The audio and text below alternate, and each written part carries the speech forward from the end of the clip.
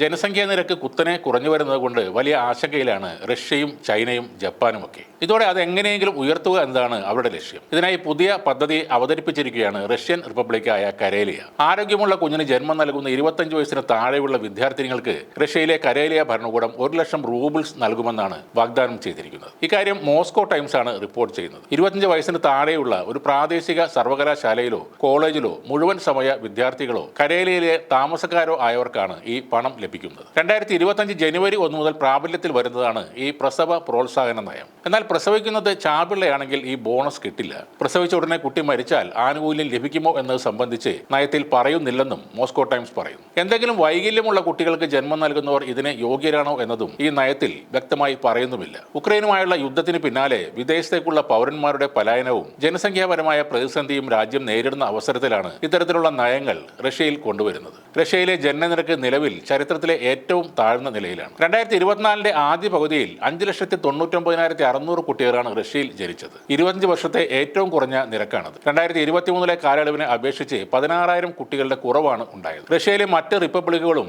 ജനനനിരക്ക് വർദ്ധിപ്പിക്കുന്നതിന് ലക്ഷ്യമിട്ടുള്ള സമാന പദ്ധതികൾ ആവിഷ്കരിക്കുകയാണ്. കൂടാതെ റഷ്യൻ സർക്കാർ പ്രസവ സംബന്ധമായ ആനുകൂല്യങ്ങളും ഈ വർഷം ഉയർത്തിയിട്ടുണ്ട്. ആദ്യമായി അമ്മയാകുന്നവർക്ക് 6,77,000 റൂബിൾസ്, അതായത് ഏതാണ്ട് 5 ലക്ഷം രൂപയാണ് നൽകുന്നത്. കഴിഞ്ഞ വർഷം ഇത് 6,30,400 റൂബിൾസ് ആയിരുന്നു. രണ്ടാമത്തെ കുഞ്ഞിന് 8,94,000 റൂബിൾസ് ആണ് കിട്ടുന്നത്. കഴിഞ്ഞ വർഷത്തെക്കാളും 60,000 റൂബിൾസ് കൂടുതലാണ് ഇത്. കൂടുതൽ തവണ ലൈംഗിക ബന്ധത്തിൽ ഏർപ്പെട്ട് ജനസംഖ്യ വർദ്ധിപ്പിക്കാനാണ് റഷ്യൻ പ്രസിഡന്റ് വ്ളാദിമിർ പുടിൻ ജനങ്ങളോട് ആവശ്യപ്പെട്ടിരിക്കുന്നത്. ജോലിക്കിടയിൽ ഉച്ചഭക്ഷണം, ചായ സമയം എന്നിവയ്ക്ക് ലഭിക്കുന്ന ഇടവേളകളിൽ ലൈംഗിക ബന്ധത്തിൽ ഏർപ്പെടാനാണ് പ്രസിഡന്റ് സ്വന്തം ജനതയോട് ആവശ്യപ്പെട്ടിരിക്കുന്നത്. സ്പെയിൻ, ഇറ്റലി, ഗ്രീസ്, മാൾട്ട എന്നീ രാജ്യങ്ങൾ റഷ്യയെക്കാളും ജനനനിരക്ക് കുറഞ്ഞ രാജ്യങ്ങളാണ്. കുട്ടികളില്ലാത്ത ദമ്പതിമാർക്ക് സൗജന്യ വന്ധ്യതാ ചികിത്സ, 3-ൽ കൂടുതൽ കുട്ടികളുള്ള കുടുംബങ്ങൾക്ക് നികുതി ഇളവ് എന്നിവ ഹംഗറി അടുത്തിടെ പ്രഖ്യാപിച്ചിരുന്നു. 10 മക്കളുള്ളവർക്ക് സ്വർണ്ണപ്പതക്കവും 8ഉം 9ഉം മക്കളുള്ളവർക്ക് വെള്ളിപ്പതക്കവുമാണ് കസാക്കിസ്ഥാൻ സമ്മാനമായി നൽകുന്നത്. മക്കൾക്ക് 21 വയസ്സാകുന്നവരെ അമ്മമാർക്ക് സർക്കാരിൽ നിന്ന്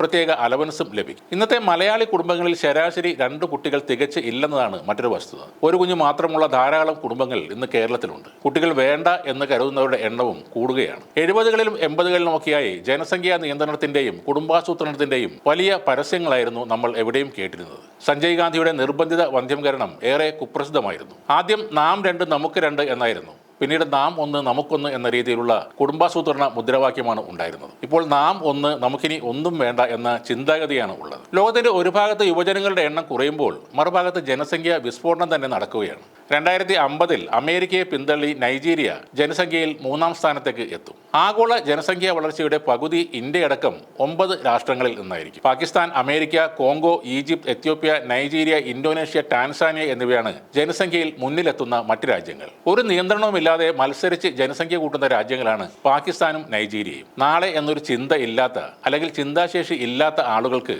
കുടുംബത്തിലെയും സമുദായത്തിലെയും അംഗബലം കൂട്ടുക എന്നത് മാത്രമാണ് ലക്ഷ്യം.